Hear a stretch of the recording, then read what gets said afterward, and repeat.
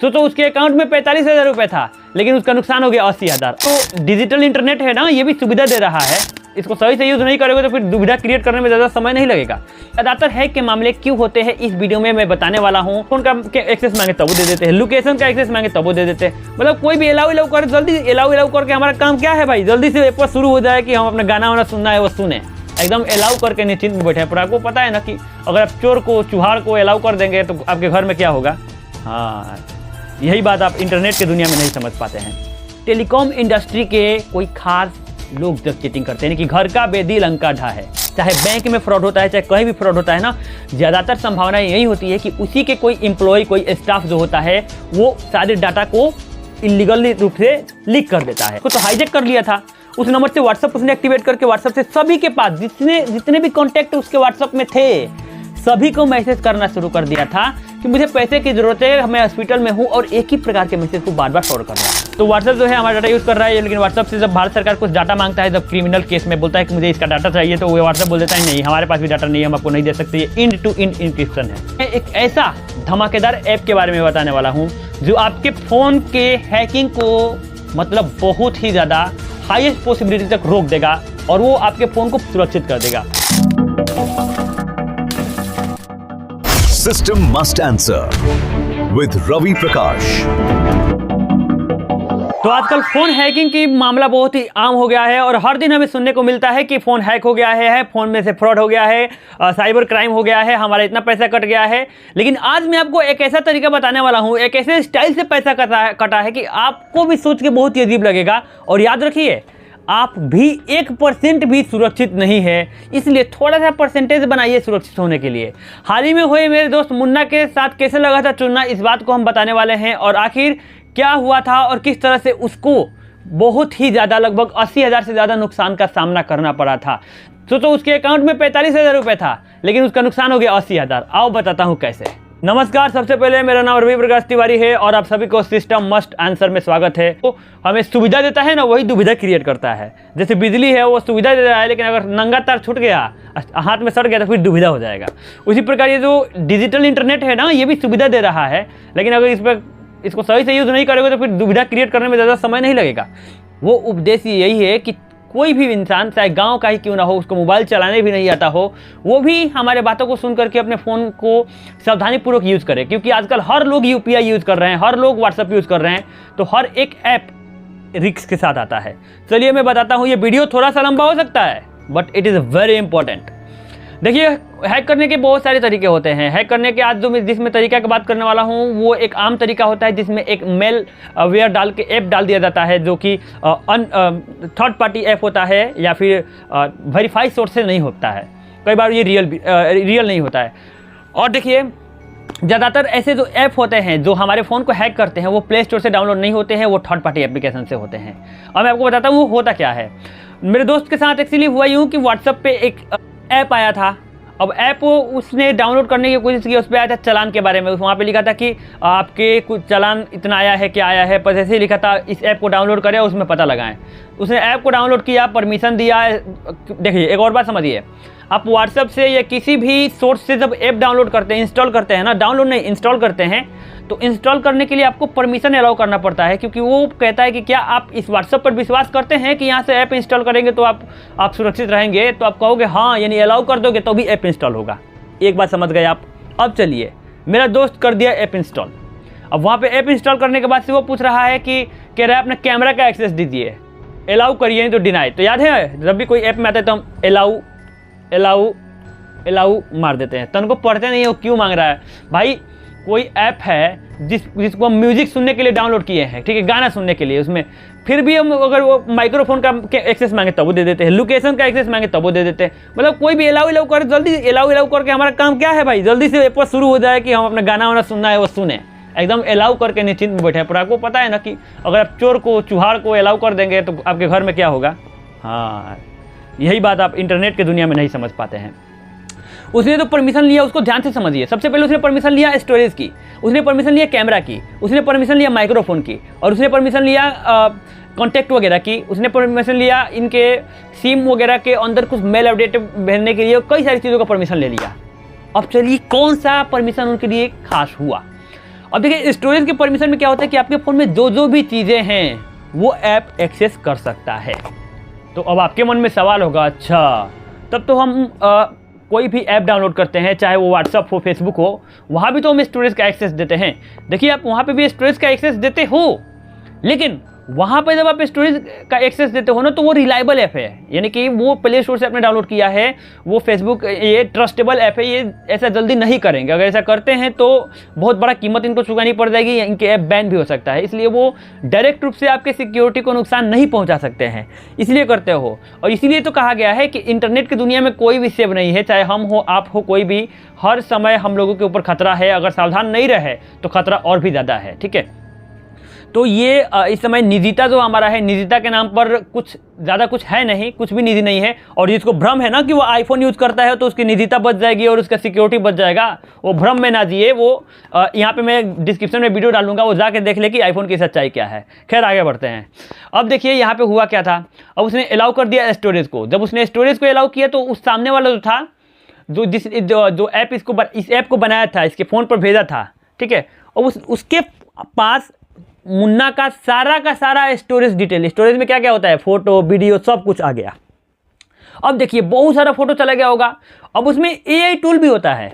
AI tool क्या करता है कि सारा फोटो वो उसमें नहीं भेजेगा, वो क्या करेगा कि फ़ोन के इंटरनेट से वो उन्हीं फोटो को स्कैन करेगा जो फोटो गवर्नमेंट या फिर बैंक से रिलेटेड है, जैसे आधार कार्ड, पैन कार्ड, ये सारी फोटो को स्कैन कर लेगा और उन्हीं सारे फोटो को उस पर्सन के, जो पर्सन ने उस ऐप को बनाया है, उसके मोबाइल में या फिर उसके सिस्टम में भेज देगा। अब देखिए अब क्या हुआ कि आपका जो फ़ोन नंबर है वो भी उसके पास आ गया, आपका जो आपका फ़ोटो वगैरह है वो भी उसके फ़ोन में आ गया, आपका हर एक चीज़ उसके फ़ोन में आ गया, ठीक है। अब उसने क्या किया कि किसी न किसी तरह से उसने जो है इनके फ़ोन को कुछ देर के लिए बंद करवा दिया। यानी कि वो क्या करते हैं, कुछ मेल ऐसे भेज देते हैं, कुछ ऐसे वायरस भेज देते हैं जिसकी वजह से फ़ोन स्विच ऑफ हो जाता है या रीस्टार्ट हो जाता है, या फिर कुछ देर के लिए नेटवर्क गायब हो जाता है। जब नेटवर्क गायब हो जाता है तो वो क्या करते हैं कि वो कॉल करते हैं, सीधे कॉल करके कहते हैं कि हेलो मेरा सिम बंद हो गया है। तो वो पूछता है कि अच्छा आपका नाम बताइए, तो ये अपना नाम बता देते हैं, मुन्ना कुमार तिवारी। आधार नंबर बताइए, तो आधार नंबर तो मैंने आपसे बताया कि स्टोरेज का परमिशन हुआ तो दे दिए हैं, तो आधार नंबर वहाँ से बता देते हैं और ऐसे करके वो सिम मिल जाता है। अब आपके मन में एक सवाल लाजमी होगा, अच्छा सिम इतना आसानी से मिलता है? जब सिम खो जाता है तो हमारा बायोमेट्रिक ऑथेंटिकेशन न लगता है, चाहे उंगली चाहे फेस।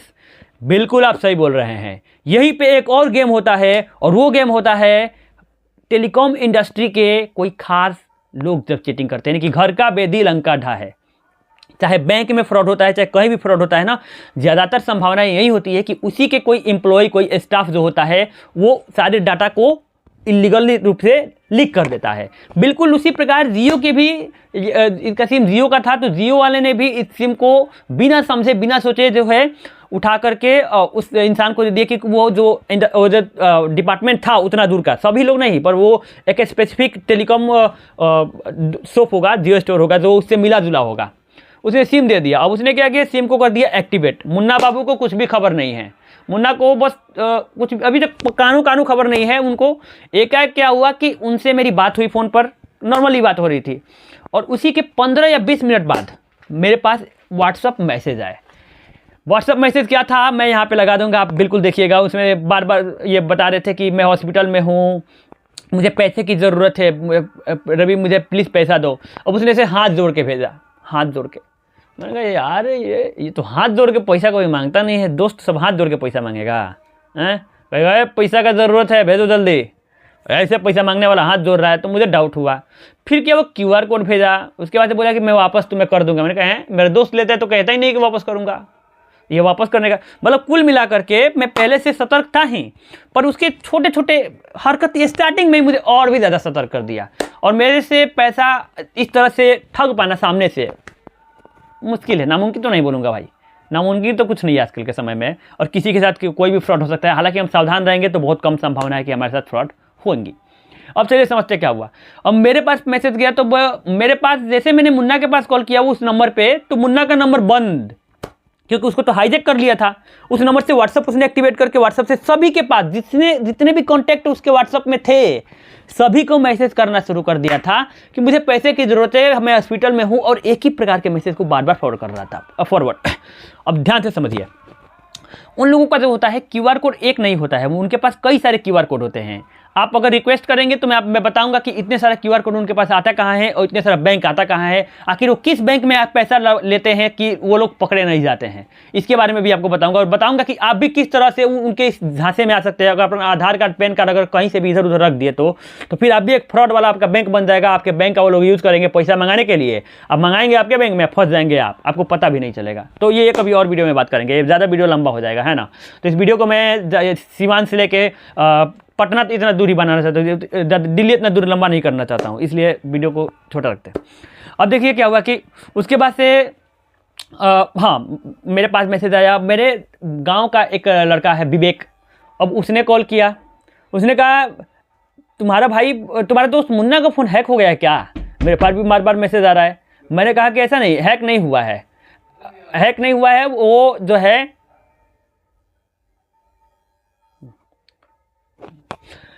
हाँ। मैंने कहा कि अच्छा, उसने कहा कि आपके दोस्त को फ़ोन हैक हो गया क्या? तो मैंने कहा हाँ लगता है मुझे हैक हो गया है, मैं उसके पास कॉल लगाने की कोशिश कर रहा हूँ पर वो कॉल रिसीव नहीं कर पा रहा है। मैंने इमीडिएटली उसके घर पे कॉल किया, घर पे कॉल करके मैंने इन्फॉर्म किया कि मुन्ना का फ़ोन हैक हो चुका है, उसके फ़ोन से इररिलेवेंट मैसेज आ रहा है, ठीक है। तो मैंने मुन्ना के घर पे इन्फॉर्म किया और सभी लोगों से बताया कि किसी भी प्रकार से मुन्ना का फ़ोन हैक हो चुका है, उसको इन्फॉर्म करो। मुन्ना को ये बात इन्फॉर्म हुई है, ये काम बहुत जल्दी हो रही थी, मतलब स्लो लेवल पे नहीं हो रहा था। और वो इमीडिएटली वो जो है एरो व्हाट्सअप या जीबी व्हाट्सअप का यूज़ कर रहा था, इसलिए वो एक साथ में 5 लोगों को नहीं बल्कि पूरे कॉन्टैक्ट को ही फॉरवर्ड कर दिया। जितने भी कॉन्टैक्ट मुन्ना के फ़ोन में थे सभी को मैसेज चला गया कि पैसे की ज़रूरत है, और सिम बंद करके उठाना भी, ठीक है, उठा करके लोगों को इन्फॉर्म करना, क्योंकि अगर सिम केवल बंद कराते उठाते नहीं तो ये जो है हम व्हाट्सएप से इन्फॉर्म लोगों को नहीं कर पाते और लोगों को पैसा और भी डालते जाते। तो दोनों काम था हमारा। लेकिन उससे भी पहला काम था, मैंने सोचा कि सिम तो बंद करा ही देंगे, लेकिन हम चाहते हैं कि लोगों को इन्फॉर्म करूं मैं अपनी तरफ से, जो जितने भी मेरे पास सोशल मीडिया अकाउंट्स है, जितने भी गाँव के लोगों को, मुन्ना के रिलेटिव को जानता हूँ, उनको कम से कम शब्दों में जल्दी भेज दूँ कि किसी भी प्रकार से आप पैसा मत डालिए, क्योंकि मुन्ना बाबू का मोबाइल हो चुका है हैक। उसके बाद से मैंने जियो वाले के पास कॉल करके वहाँ पे उनकी सिम बंद करवाई, उनका सब कुछ बता के, और मुन्ना ने जाकर के नया सिम उठाया, वहाँ से व्हाट्सअप अपना लॉगिन किया, और तब जाकर उसने अपने डीपी पर ही लगा दिया, सेट कर दिया डीपी पर कि मेरा फ़ोन हैक हो चुका है, पैसा मत डालना, ठीक है। अब मुन्ना बाबू के पास मैसेज आ गया, कम से कम कई सारे स्क्रीनशॉट आ गए कि ये देखिए मैंने आपको पैसा डाल दिया, आपको पैसा डाल दिया, अब आपका स्वास्थ्य कैसा है। अब भाई जिसका स्वास्थ्य खराब नहीं था और उसके अकाउंट में बेवजह मतलब उसके नाम पर पैसा डाल दिया, तब स्वास्थ्य पूछोगे तो बेचारे का स्वास्थ्य सही रहेगा। वो तो सीरियस होकर भर्ती हो जाता बगल के हॉस्पिटल में जहाँ पे वो दुकान लगाता है। लेकिन वहाँ पे हम थे जो बोले कि अरे अभी सीरियस मत हो, किया तनी कुछ देर रुक जाओ, बाद में सीरियस हो जाना, अभी तनी तबीयत को कंट्रोल करके रखो। खैर मजाक बहुत हुआ। उसके बाद क्या हुआ, हमने जो है साइबर कैफ में जाके साइबर कंप्लेन कराई, एक रिकॉर्ड के तौर पर, क्योंकि यहाँ से तो कुछ होने वाला था नहीं। बैंक को भी हमने इमीडिएट उसी समय कॉल करके बैंक से डेबिट कार्ड वगैरह सब कुछ बंद करवा दिए थे, ताकि किसी भी प्रकार से कोई भी डिडक्शन ना हो, ठीक है। मुन्ना का जब डेबिट कार्ड चेक कर रहे हैं तो मुन्ना के अकाउंट से 45,000 रुपये जो थे वो कट चुके थे। बंद करो, हाथ जोड़ के मैं मोदी साहब से गुजारिश करता हूं। अब यहां पे कुछ चीजों को ध्यान से समझिए।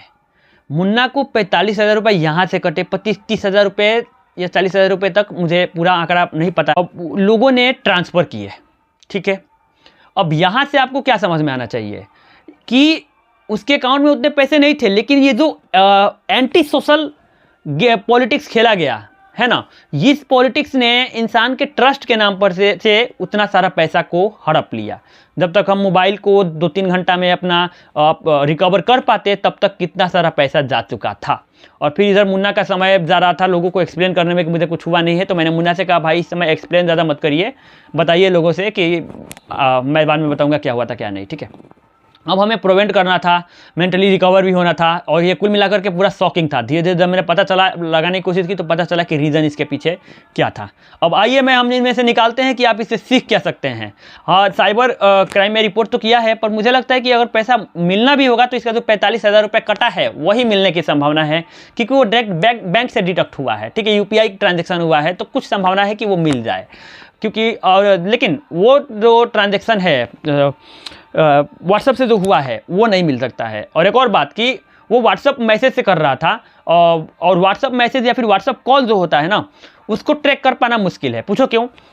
व्हाट्सएप कॉल और व्हाट्सएप मैसेज जो होता है उसका एक्सेस होता है अमेरिका में, यानी कि अमेरिका, और जो अमेरिका का जो व्हाट्सएप का मीटा है वो कहता है कि हम कभी भी किसी भी अपने कंज्यूमर का जो है डाटा आपको, भारत सरकार को भी हम शेयर नहीं करेंगे। हालांकि ये अलग बात है कि आजकल वीडियो वायरल हो रहा है कि व्हाट्सएप जो है, मीटा जो है, हम लोगों के डाटा का गलत यूज़ कर रहा है। तो इसीलिए तो मैंने आपसे कहा कि हमारा डाटा सुरक्षित नहीं है, कोई भी ये विश्वसनीय पूरी तरह से नहीं है, इसलिए सावधान सतर्क रहे, यूज़ करें, ठीक है। खैर, तो व्हाट्सएप जो है हमारा डाटा यूज़ कर रहा है, लेकिन व्हाट्सएप से जब भारत सरकार कुछ डाटा मांगता है, जब क्रिमिनल केस में बोलता है कि मुझे इसका डाटा चाहिए, तो वो व्हाट्सएप बोल देता है नहीं, हमारे पास भी डाटा नहीं है, हम आपको नहीं दे सकते। ये इंड टू इंड इंक्रिप्शन है, यानी कि ये जो भेजने वाला है उससे वहाँ से लेकर जो पहुँचने वाला है वहीं तक मैसेज जाता है, बीच में क्या रहता है हमें पता ही नहीं चलता है, वो बोलता है, ठीक है। अब कुल मिलाकर के, लेकिन जब भारत सरकार के पास कॉल जो जाता है तो ज़रूरत पड़ने पर कॉल रिकॉर्डिंग वगैरह या कॉल के बारे में डिटेल भारत सरकार निकाल सकता है, क्योंकि वो इंडियन टेलीकॉम है ना। तो इसलिए व्हाट्सएप से जो है फ्रॉड ज़्यादा होते हैं, और व्हाट्सएप से फ्रॉड होने के पीछे का सबसे बड़ा वजह ये भी है कि ये OTP के आधार पर भी चल जाता है, क्योंकि अगर आप OTP डाल दिए और व्हाट्सएप में लॉगिन हो गया, वहाँ से कॉल वगैरह, मैसेज वगैरह भी सब कुछ कर सकते हो। तो जो चीज़ जितना ही ज़्यादा हमें सुविधा देता है वो उतना ही ज़्यादा दुविधा क्रिएट करता है। तो यहाँ से जो है मुन्ना का इतना सारा पैसा गया। अब क्या आपके मन में क्या लग रहा है कि मुन्ना को पैसा देना चाहिए कि नहीं? अगर आपको लग रहा है कि मुन्ना को पैसा देना चाहिए, तो जिसको जिसको लग रहा है वो मुन्ना के बैंक से जो पैसा कटा हुआ है, जो लोग डाले हैं, उनको पैसा आप लोग वापस कर दीजिए, क्योंकि मुन्ना तो वापस करने वाला है नहीं। हम भी उसको सलाह दे दिए हैं कि 1 रुपया भी वापस मत करना भाई। कम से कम आपके अंदर कॉमन सेंस होनी चाहिए। यहाँ तक कि मैंने हमारे एक गांव के जाना माना ग्रुप है, उसमें भी जब ऑडियो डाली थी कि आप लोगों से रिक्वेस्ट है कि कोई भी किसी मुन्ना के अकाउंट से पैसा मैसेज आए उसके व्हाट्सएप से, तो आप लोग पैसा मत डालिएगा, क्योंकि वो मुन्ना का मैसेज नहीं है, उसका फ़ोन हैक हो चुका है। उस मैसेज को प्यारपूर्वक 2-3 बार डिलीट कर दिया गया। तो उसके बाद से मैंने कहा बारे जब किस्मतें में लिखा है तो अब हम क्या भोलेनाथ भी नहीं बचा सकते हैं। हर हर महादेव बोल के मैंने टाटा बाय बाय बोल दिया। अब उसके बाद से उन्हीं में से कई लोग भी पैसा डाल दिया। पूरी तरह से अगर देखा जाए कोई भी नहीं, ये एक प्रकार का एक्सीडेंट है, और एक्सीडेंट के जो नुकसान होता है ना, उसका कोई एक भरपाई नहीं करता है, वो एक्सीडेंट में अपना अपना नुकसान होता है। तो मैंने कह दिया कि तुम एक काम करना, जो भी लोग तुमसे पैसा मांगे उनसे बोल देना कि भाई हमने साइबर कंप्लेन कर दिया है, आपका अगर पैसा आना भी होगा तो आपने जिस UPI ID से डाला है उसी UPI ID के थ्रू आएगा। और ये रियलिटी भी होता है, अगर पैसा आने की संभावना होगा ना तो उसके अकाउंट में नहीं आएगा जिसका मोबाइल हैक हुआ था, बल्कि उसके अकाउंट में आ सकता है जिसे हमने फ़ोन से डाला था, नहीं तो नहीं आएगा। तो नहीं आएगा। अब क्या झूठे उम्मीद रखोगे कि आएगा, करोड़ों रुपया जा रहा है लोगों का, नहीं आ रहा है।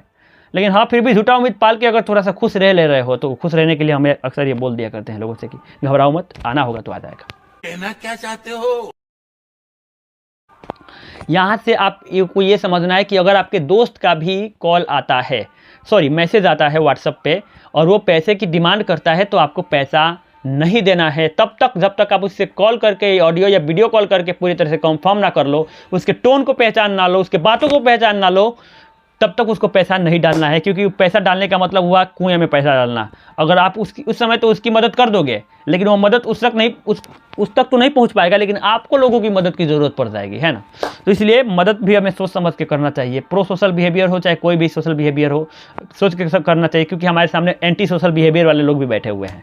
अब देखिए एक और बात, कोई भी ऐप अननोन सोर्स से डाउनलोड मत कीजिए।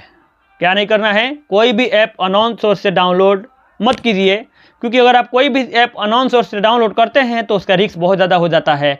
उदाहरण के तौर पर अगर आप टाटा कंपनी का कोई सामान खरीदते हैं तो विश्वसनीय होता है ना, लगता है ना कि भाई कुछ खराब देंगे तो हम टाटा के पास टाटा सर्विस सेंटर में जा सकते हैं, या फिर जियो से लेते हैं तो जियो सर्विस सेंटर में। लेकिन कोई ऐसा लोकल सामान खरीदेंगे तो कहाँ जाएंगे? बिल्कुल इसी प्रकार लोकल ऐप जल्दी डाउनलोड करने की कोशिश ना करें, अगर करें भी तो कुछ चीज़ों का ध्यान रखें। अगर आप इसमें एक्सपर्ट है तो ही डाउनलोड करें, ठीक है। और परमिशन भी देना है तो वही परमिशन दें जो परमिशन ज़रूरी है, और परमिशन में कोशिश करें कि अलाउ करें हम वाइल यूजिंग दिस ऐप। तो अगले आने वाले वीडियो में मैं एक ऐसा धमाकेदार ऐप के बारे में बताने वाला हूं जो आपके फ़ोन के हैकिंग को मतलब बहुत ही ज़्यादा हाईएस्ट पॉसिबिलिटी तक रोक देगा और वो आपके फ़ोन को पूरी तरह से सुरक्षित कर देगा। उसी दिन मैंने उस ऐप को डाउनलोड किया था क्योंकि उस ऐप के बारे में, स्पेसिफिक ऐप के बारे में मुझे पता नहीं था। वो ऐप स्कैन करके आपको बताता है कि आपके फ़ोन में OTP को कौन से ऐप है जो इरेलीवेंट है, कौन से ऐप आपके कौन सा डाटा, सब कुछ वो डिटेल में बताता है। वो ऑटोमेटिक पे काम करता है, ठीक है। सारे डिटेल में बात आएंगे हम उस वीडियो, अगले आने वाले वीडियो में। ये वीडियो बहुत लंबा हो गया है, इस वीडियो को हम पटना पहुँचने वाले हैं। आप पटना पहुँच कर रहने देते हैं। अब अगले ट्रेन पर जब बैठेंगे तो दिल्ली में चल के हम आपको बताएंगे कि आखिर क्या क्या अपने फ़ोन में सेटिंग करें ताकि हमारा फ़ोन बचा रहे। कुल मिलाकर के वीडियो का समरी यही है कि सावधान रहें, सतर्क रहें। कभी भी मदद करना बहुत ज़्यादा ज़रूरी होता है, लेकिन अपनी भी सुरक्षा को भी ध्यान में हमें रखना चाहिए। मदद करिए तो अगर आंख बंद के मदद कर रहे हैं तो फिर जानते ही ना है, आंख बंद करके कोई काम करने का मतलब होता है कि वो कहाँ जाएगा कोई पता नहीं चलेगा, ठीक है। तो अगले आने वाले वीडियो में आपको बताएंगे। धन्यवाद।